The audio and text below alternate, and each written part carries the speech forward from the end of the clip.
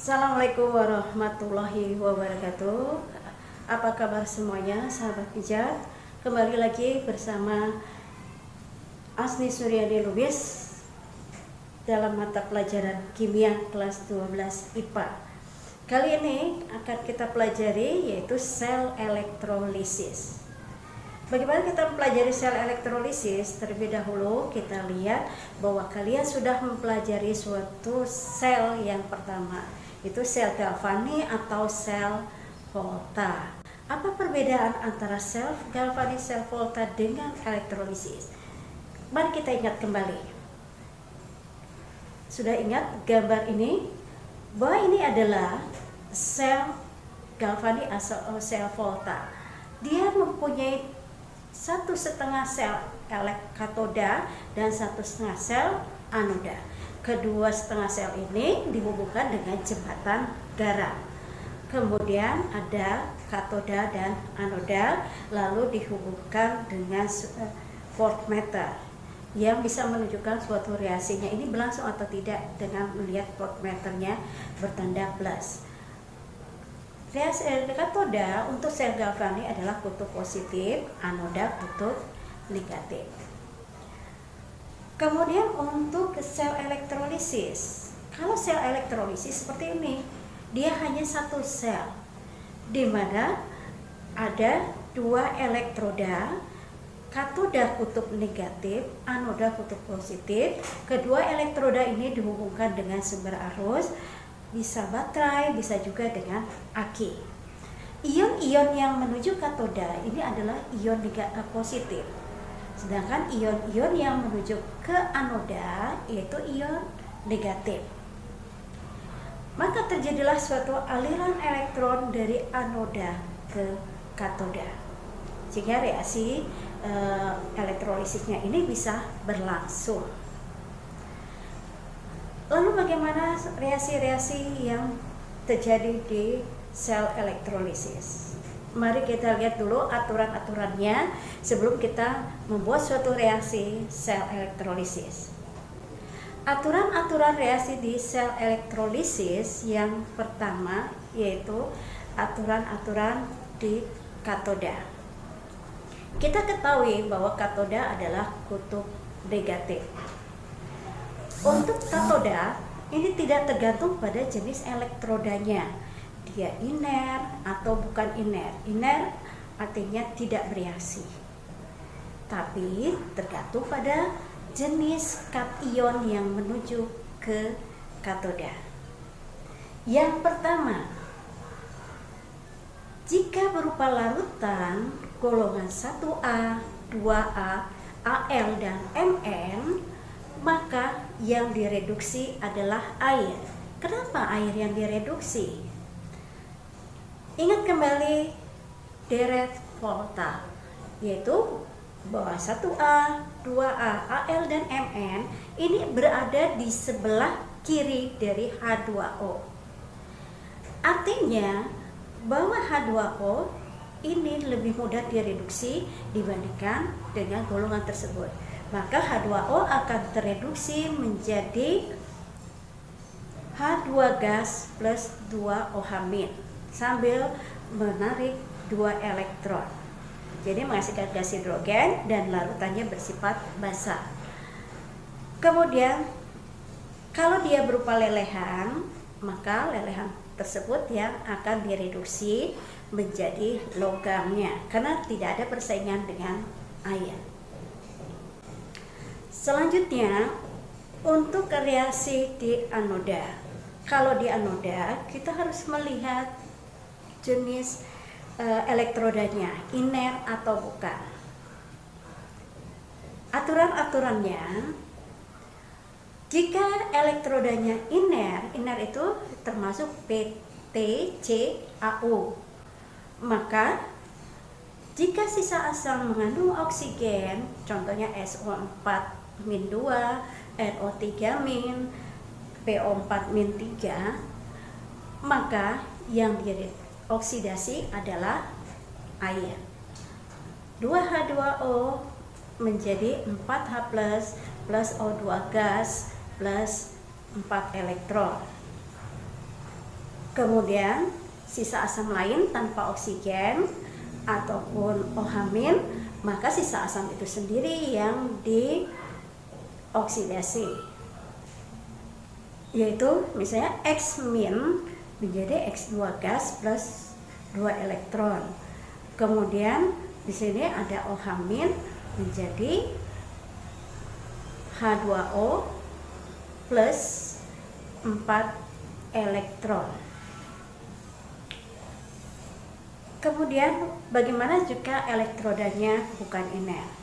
Jadi elektroda di luar PT CaO, maka elektroda tersendiri yang akan teroksidasi menjadi larutan. Reaksinya adalah L solid menjadi L plus Eg plus elektron. Seperti itu aturan-aturan reaksi di katoda maupun di anoda untuk sel elektrolisis. Mari kita lihat contoh soal pertama. Tuliskan reaksi elektrolisis dan gambarkan sel elektrolisis dari larutan NaCl dengan elektroda karbon. Apa yang kita lakukan pertama kali? Pertama kali kita buat reaksi ionisasi dari NaCl aqueous menjadi Na plus Cl-. Kemudian kita tentukan ion yang menuju katoda dan anoda. Katoda elektroda negatif, maka Na plus yang menuju katoda, Cl- yang menuju ke anoda. Bagaimana reaksi di katoda dan anoda? Reaksi di katoda, bahwa di katoda ini yang Na plus berupa larutan, maka terjadi persaingan dengan air. Maka yang direduksi adalah air. Air direduksi menjadi 2H2O menjadi H2 gas plus 2OH-. Kemudian menarik 2 elektron. Kemudian kita lihat di anoda. Sebelumnya kita lihat dulu elektrodanya. Apa yang digunakan? Menggunakan elektroda karbon. Elektroda karbon termasuk elektroda iner, artinya tidak bereaksi. Kalau elektrodanya tidak bereaksi, maka kita lihat ion yang menuju ke anoda. Ion yang menuju ke anoda adalah ion Cl-. Dia akan teroksidasi menjadi Cl2 gas plus 2 elektron. Kemudian Cl-nya dikalikan 2. Lalu digabungkan katoda dan anoda dengan syarat jumlah ion yang dilepas harus sama dengan jumlah ion yang ditangkap. Kebetulan di katoda 2 elektron, di anoda 2 elektron, berarti tidak perlu dikalikan lagi. Ini sudah sama di jumlah sehingga menjadi 2H2O plus 2 Cl- menjadi H2 gas plus 2 OH- plus Cl2 gas. Artinya bahwa di katoda akan dihasilkan gas hidrogen dan larutan bersifat basa, sedangkan di anoda dihasilkan gas klorin. Itu reaksi yang contoh soal yang pertama. Kemudian kita lihat contoh soal kedua. Jika seseorang ingin membuat sendok yang terbuat dari besi menjadi sendoknya berlapis perak, kemudian dia menyiapkan batang perak, larutan perak 1 nitrat, kemudian sendok besi, kabel, dan sumber arus. Bagaimana caranya supaya sendok besi tersebut bisa dilapisi dengan perak? Coba jelaskan dengan reaksi sel elektrolisis dan gambarkan. Caranya seperti yang awal tadi, kita buat ionisasi terlebih dahulu larutan dari perak 1 nitrat AgNO3 menjadi Ag plus plus NO3- yang menuju katoda. Ingat, ion positif yaitu Ag plus, yang menuju anoda NO3-. Reaksi apa yang terjadi di katoda? Reaksi di katoda Ag plus bukan golongan 1A, 2A. Maka Ag plus akan direduksi menjadi Ag, endapan Ag. Kemudian menarik plus 1 elektron. Kemudian di anoda, jangan lupa lihat dulu elektrodanya. dikatakan elektrodanya adalah batang perak. Batang perak apakah termasuk iner atau bukan? Batang perak termasuk elektroda, bukan iner. Artinya perak akan teroksidasi. Maka di anoda Ag menjadi Ag plus elektron. Kemudian kedua reaksi katoda anoda digabungkan menjadi Ag plus Ag menjadi Ag solid plus Ag plus.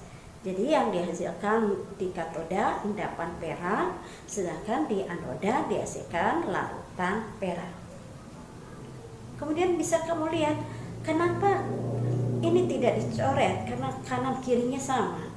Ini tidak bisa dicoret karena bisa dilihat bahwa yang di katoda yang tereduksi adalah dari larutan perak 1 nitrat dan mengendap di katoda sehingga melapisi sendok besi. Sedangkan di anoda yang teroksidasi adalah batang peraknya. Batang perak menjadi larutan perak, sehingga kalau terjadi namanya reaksi penyepuhan, lama-kelamaan batang peraknya akan habis karena ini akan tereduksi menjadi endapan, sehingga sendoknya akan dilapisi oleh perak. Maka kalau dilihat gambarnya, batang perak kita letakkan di anoda, kemudian sendok besinya kita letakkan di katoda, maka akan terjadilah endapan pelapisan sendok besi dengan perak. Seperti itu cara menyelesaikan reaksi-reaksi sel elektrolisis.